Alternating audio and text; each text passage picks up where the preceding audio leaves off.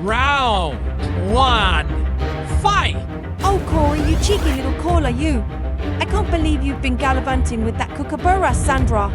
Heidi, dear, you're making a mountain out of a eucalyptus tree. It was just a friendly chat. Friendly chat? Friendly chat, my feathered wings. You're so bloomin' lazy, even sloths would be impressed. Well, at least I'm not constantly screeching at every little thing like you, Heidi. Can't you keep it down a notch? I screech because I have to put up with a eucalyptus-loving leaf muncher like you. And I have to deal with your high-flying arrogance, always looking down on me and everyone else. Corey, you're about as adventurous as a rock, while I soar the skies like a majestic eagle. Yeah, well, I'd rather be a calm and collected caller than a bird brain who can't keep her talons off other creatures. You're right, Corey, you are a caller.